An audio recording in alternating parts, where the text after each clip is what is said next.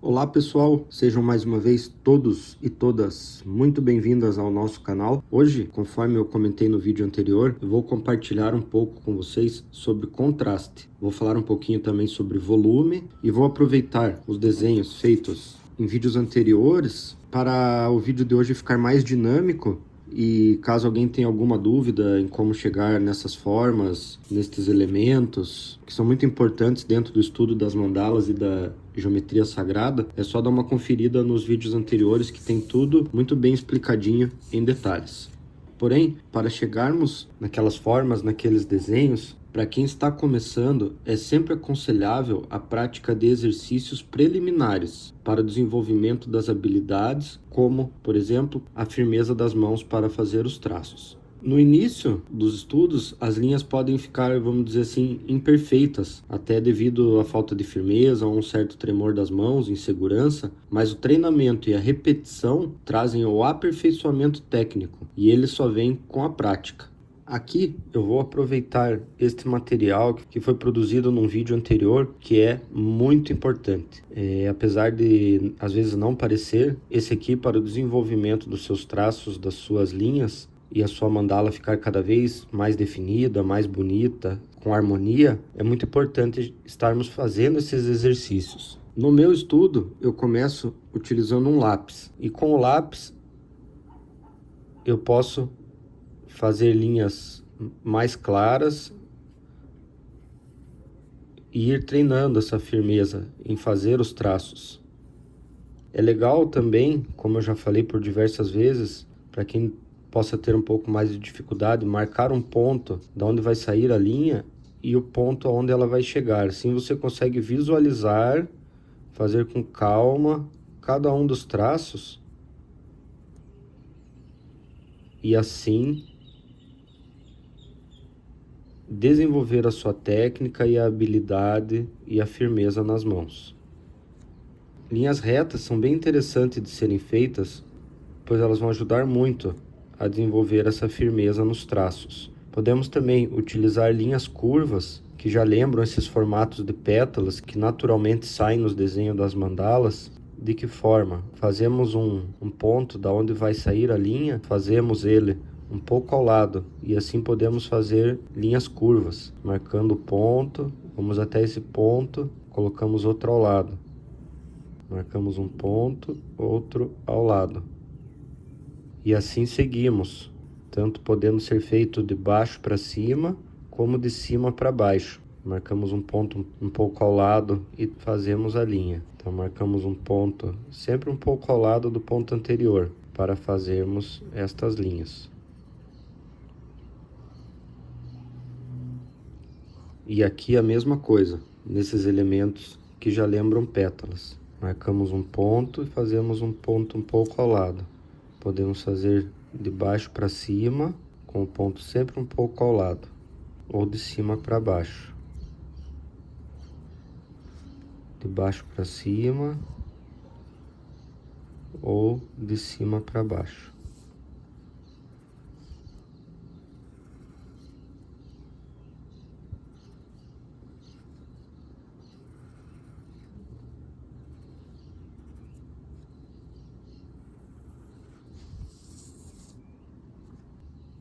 Então, dando sequência, no meu estudo eu utilizo primeiramente o lápis, por ele ficar um pouco mais claro. Depois, eu utilizo canetas.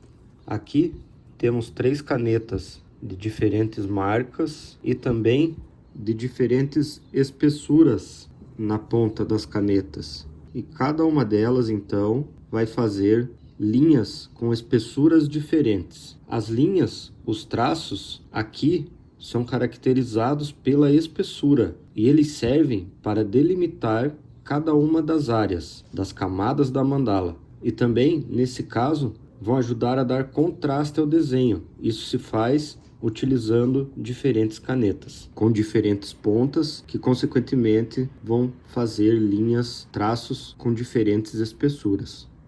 Uma dica importante é vocês testarem, pegarem cada uma das canetas com as pontas com espessuras diferentes e fazer várias linhas, vários traços, para vocês conseguirem visualizar a diferença entre elas e também sentir se tem alguma facilidade ou dificuldade maior com cada uma das diferentes canetas.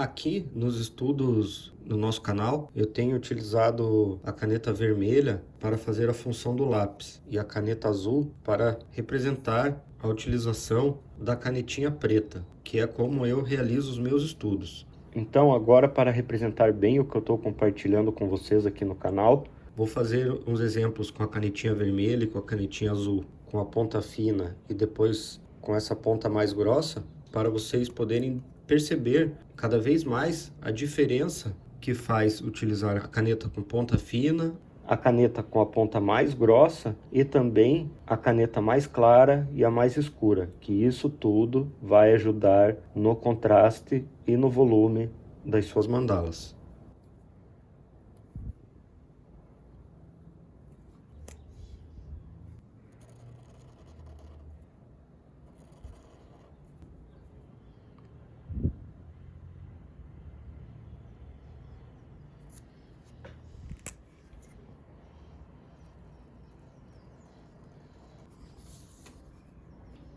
Então, eu acredito que até aqui está bem explicativo, visualmente de fácil entendimento, a importância de se fazer esse treino para desenvolver as habilidades e a firmeza da mão para os traços ficarem cada vez mais firmes e limpos, e também a diferença na utilização das canetas com as pontas mais finas. Aqui temos um exemplo com uma ponta, vamos dizer assim, média, e aqui com uma ponta mais grossa. Isso tudo eu estou falando dentro deste estudo que eu estou compartilhando com vocês.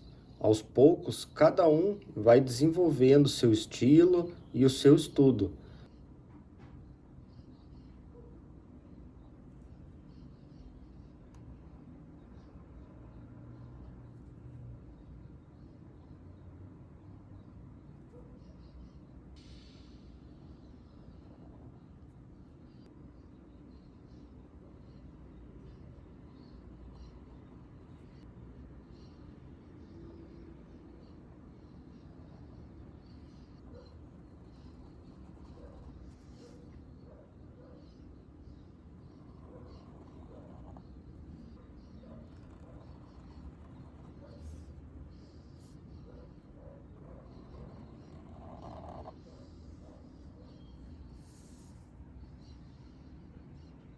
Então, aqui, realizando esse simples exercício, podemos perceber a diferença e o contraste das linhas mais claras para as linhas mais escuras e o volume das linhas finas para as linhas mais grossas.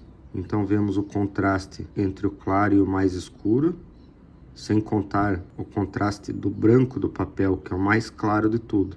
E, como eu disse, das linhas mais finas para as linhas mais grossas, a diferença, que isso já vai começar a dar volume também no seu desenho, da sua mandala.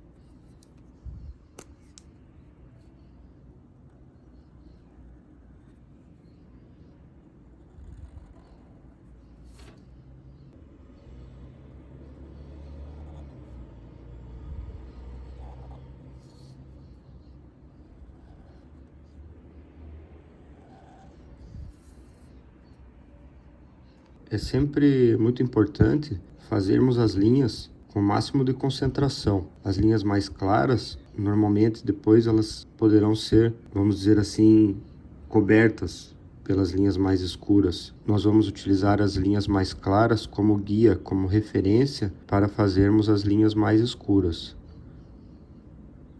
Mas desde o começo do seu desenho, da sua mandala, é sempre bom procurar o capricho. Uma dica importante também é sempre estar segurando o papel com a mão que não está segurando a caneta.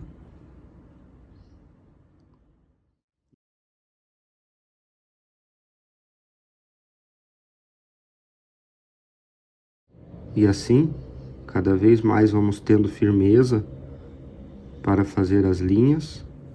E assim, o seu desenho vai ficar cada vez mais limpo.